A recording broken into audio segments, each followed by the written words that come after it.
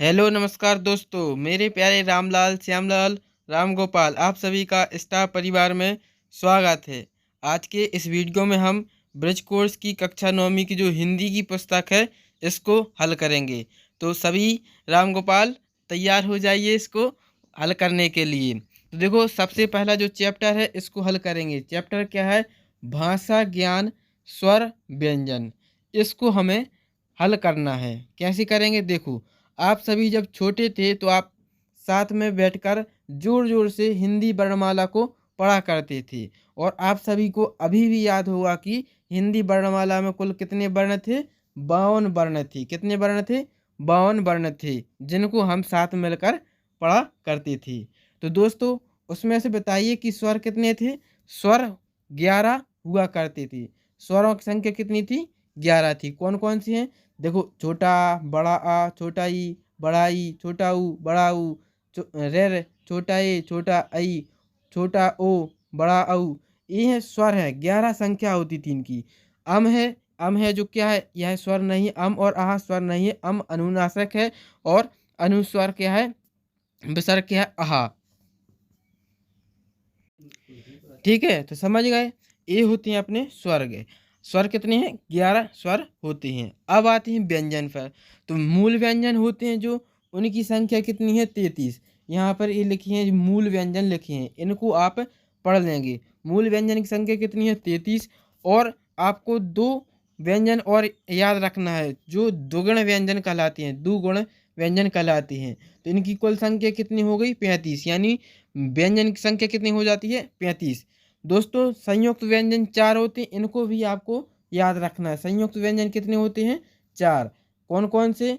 छा, त्रा, ज्ञा और स्रा। ये 4 व्यंजन है जो संयुक्त व्यंजन कहलाती है। संयुक्त व्यंजन क्यों है? क्योंकि जो ये व्यंजन है जो किन्हीं दो व्यंजनों से मिलकर बने हैं, इसलिए इनको संयुक्त व्यंजन कहती हैं। तो संयुक्त व्यंजन की संख्या कितनी है? 4। छा, त्रा, ज्ञा और स्रा, ये 4 संयुक्त व्यंजन है। अभी हमने आपको बताया था कि अनुस्वर कौन से? अम अनुस्वर है और विसर्ग क्या है? आहा। आहा विसर्ग है। तो एक अनुस्वर और एक विसर्ग होते हैं। स्वरों की संख्या कितनी है? 11। व्यंजन कितनी है? 35। 4 संयुक्त व्यंजन होते हैं और 2 द्विगुण व्यंजन होते हैं। एक अनुस्वर और एक विसर्ग होता है। तो ये हो गया हमारा पहला पेज। अब हम आगे बढ़ते हैं।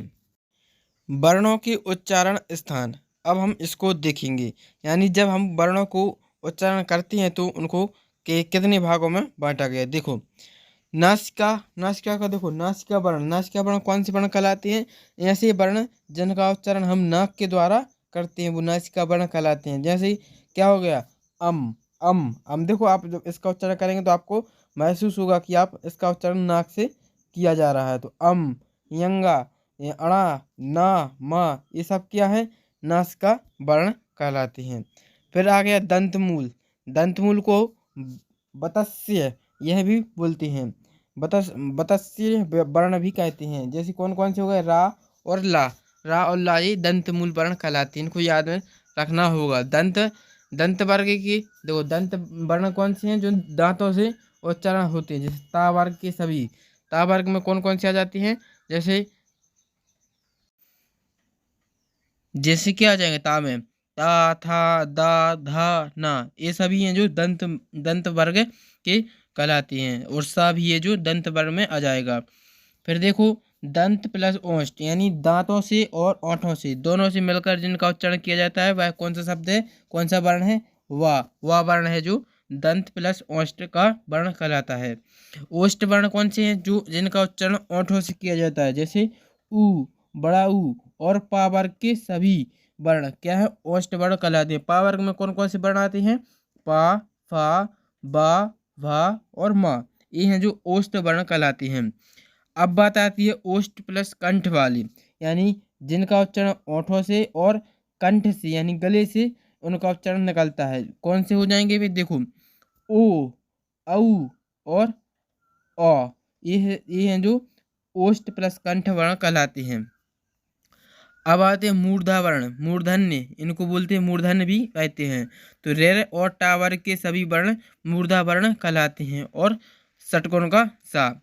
तालु वर्ण, तालव्य वर्ण, तालव्य वर्ण में कौन से आ जाएंगे, छोटा ई, बड़ा ई और चा वर्ग की। चा वर्ग के अभी बताए थे हमने कौन सी हैं, चा, छा, या, झा और जा, ये हैं जो चा वर्ग में आ जाएंगी। और या और सा, ये सभी हैं जो तालु वर्ण कहलाते हैं। कंठ प्लस तालु, कंठ प्लस तालु वर्ण कौन से हैं, ए और बड़ा ए, दोनों हैं जो कंठ प्लस तालु वर्ण कहलाते हैं। कंठ वर्ण कौन से हैं, छोटा, बड़ा आ, अहा और का वर्ग। का वर्ग में कौन कौन से आ जाते हैं, का वर्ग में का, खा, गा, घा और इंगा, ये सब है जो कंठ वर्ण कहलाते हैं। तो ये है जो आपको इनको ध्यान में रखना है। अब हम आगे देखते हैं। देखो कार्यपत्रक 1 आ गया है, इसको आपको भरना है। क्या लिखा है इसमें, निर्देशानुसार वर्ण स्वर व्यंजन लिखिए। यानी जैसा इसमें कहा जा रहा है वैसा आपको करना है, निर्देश दिए जा रहे हैं इनको वैसे ही भरना है। जैसे पहले क्या लिखा है, स्वर, यानी स्वर लिखना है हमें। स्वर कितने होते हैं, अभी बताए थे 11 स्वर होती हैं और उनको यहाँ पर आपको लिख देने हैं। यहाँ पर हमने लिख दिया, इस तरह से आप भी भरेंगी। फिर अनुस्वर, अनुस्वर लिखेंगे। अनुस्वर सभी जानते, एक होता है अम है जो अनुस्वर है। विसर्ग एक होता है अहा, विसर्ग है। का वर्ग के व्यंजन यहाँ पे लिख दिए, का, खा, गा, घा, इंगा। चा वर्ग के लिख दिए, चा, छा, जा, झा और या पंजी, ठीक है। टा वर्ग के लिख देना इसी तरह से। ता वर्ग के ये हो जाएंगे। पा वर्ग की कौन से, पा, फा, बा, भा, मा, ठीक है। तो इस तरह से आप लिख लेंगे। अंतस्थ व्यंजन कौन सी, या, रा, ला, वा। ऊष्म व्यंजन कौन कहलाते हैं, सा, हा, ये ऊष्म व्यंजन कहलाते हैं। संयुक्त व्यंजन जो ऐसे व्यंजन जो 2 व्यंजनों से मिलकर बनते हैं, जैसे छा, त्रा, ज्ञा और स्रा, ये संयुक्त व्यंजन है। द्विगुण व्यंजन, द्विगुण व्यंजन ये हो जाएंगे, ठीक है। तो इस तरह से आपको इसको कार्यपत्रक 1 को भरना है। तो आप देखकर भर लेंगे और इनको याद भी कर लेंगे। फिर आते हैं कार्यपत्रक 2 पर। कार्यपत्रक 2 में क्या करना है, निर्देशानुसार वर्णों की संख्या लिखिए। इसमें आपको संख्या बताने की, कौन से वर्ण कितने होते हैं। जैसे स्वरों की संख्या कितनी होती है, 11 होती है तो 11 लिख देंगे। अनुस्वर कितने होते हैं, अम 1 होता है तो यहाँ पर 1 लिखेंगे। विसर्ग कितने होते हैं, विसर्ग भी 1 होता है। मूल व्यंजन की संख्या कितनी है, मूल व्यंजन की संख्या है 35। हमने अभी देखा था मूल व्यंजनों की संख्या कितनी थी, 35 थी, ठीक है। संयुक्त व्यंजन कितने होते हैं, 4 होते हैं संयुक्त व्यंजन। हिंदी वर्णमाला में कुल वर्ण कितने होते हैं, तो कुल वर्ण 52 वर्ण होते हैं। तो इस तरह से यह आप कार्यपत्रक भर लेंगे। अब तीसरा कार्यपत्रक देखते हैं। क्या लिखा है, वर्णों को जोड़कर संयुक्त अक्षर बनाइए। यानी जो संयुक्त व्यंजन कहलाते हैं वो देखते हैं किस तरह से बनते हैं, कौन कौन सी व्यंजन से बनते हैं। देखो यहाँ पर देखो, छा है जो, यह किससे मिलकर बना है, का और सा से, यानी आधा का और सा सरवती शक्कर वाला सा दोनों से मिलकर बना है छा, ठीक है। आधा का और सा मिलकर छा बनता है। त्रा है जो, आधा ता और रा से मिलकर त्रा बनता है। ज्ञा है जो, यह देखो आधा जा और या पंजे वाला है, दोनों से मिलकर ज्ञा बना है। सरा है जो, शक्कर वाला आधा सा और रा दोनों से मिलकर सरा बनता है। तो यह आपको इस तरह से इसको भर लेना है, ठीक है। तो ये हमारा कार्यपत्रक 3 हो गया। अब हम आगे बढ़ेंगे, कार्यपत्रक 4 को देखेंगे। कार्यपत्रक 4 में क्या करना है, कंठ से उच्चारित होने वाले वर्ण लिखिए और बोलकर देखिए। यानी जो गले से, कंठ से उनका उच्चारण किया जाता है वो वाले वर्ण लिखना है। तो कौन से हैं वर्ग, देखो छोटा, बड़ा आ, आहा और का वर्ग की, का वर्ग में जितने भी होते हैं वो आ जाएंगे, का, खा, गा, घा, इंगा, ये सब हैं जो का वर्ग के हमने यहाँ पर लिख दिए। और हा है जो, ये सब हैं जो कंठ से निकलते हैं। तो यहाँ पर आपको इस तरह से लिख देना है। दूसरे में क्या लिखा है, तालु से उच्चारित होने वाले वर्ण लिखिए। कहाँ से, तालु से उच्चारित होने वाले, यानी तलवा से वो होते हैं जो, तो इसको लिखेंगे। कौन कौन से हैं, अभी हमने पढ़े थे। तालु से उच्चारित होने वाले वर्ण कौन से हैं, छोटा ई, बड़ा ई। चा वर्ग के, चा वर्ग में कौन कौन से आ जाते हैं, चा, छा, जा, झा और या पंजेगा, ठीक है। या और सा, ये सभी हैं जो तालु वर्ण कहलाते हैं। तो इनको आप यहाँ पर लिख लेंगे। फिर लिखना है दांतों से उच्चारित होने वाले वर्ण। दांतों से कौन से उच्चारित होते हैं, ता वर्ग, सा, ता वर्ग में कौन कौन से आ जाते हैं, ता, था, दा, धा और ना, ये सब हैं जो दांतों से उच्चारित होने वाले वर्ण हैं। इसी तरह से आपको आगे करना, ओंठों से उच्चारित होने वाले वर्ण भरना है। तो यहाँ पर ओंठों से उच्चारित होने वाले कौन से आ जाएंगे, छोटा ऊ, बड़ा ऊ और पा वर्ग। पा वर्ग में कौन कौन से आ जाते हैं, पा, फा, बा, भा, मा, ये सब है जो ओंठों से उच्चारित होने वाले वर्ण हैं। फिर नासिका से उच्चारित होने वाले वर्ण आपको यहाँ पर लिख देने हैं। फिर मूर्धा वर्ण अभी हमने पढ़े थे वो लिख देने हैं।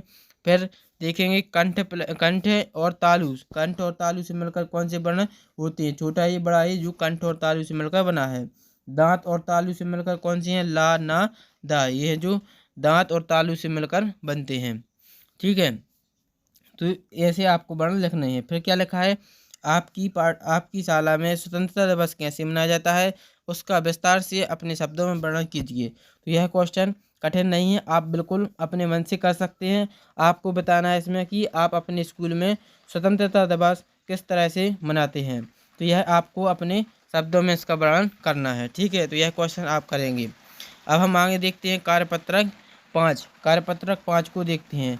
इसमें क्या करना है आपको, शिक्षक द्वारा बोले गए शब्दों को लिखिए। तो यह क्वेश्चन आपके जो क्लास टीचर हैं वो कराएंगे। शिक्षक जो आपको शब्द बोलेंगे वह यहाँ पर आपको लिखना है। ठीक है, फिर कार्यपत्रक 6 में क्या करना है, देखो निम्नलिखित शब्दों का वाक्य में प्रयोग करें। वाक्यों में प्रयोग करना है, जैसे यहाँ पर शब्द लिखी हैं इनका प्रयोग करना है।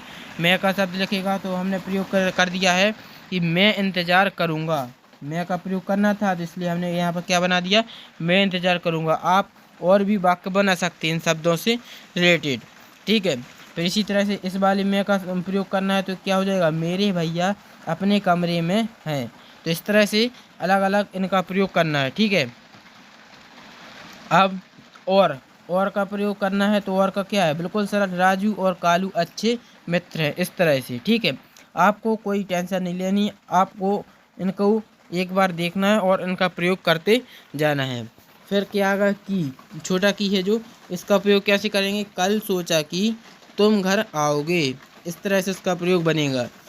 और बड़ा की का ऐसा हो जाएगा, जनवरी में कविता की शादी होगी, तो यहाँ पर बड़ा की आएगा। ठीक है, हाय का प्रयोग करना है तो क्रिकेट में 12 खिलाड़ी होते हैं, तो वाक्य के आखिरी में हाय का प्रयोग होता है। फिर इस वाले हाय का प्रयोग करना है तो क्या हो जाएगा, वह टेनिस खेलता है।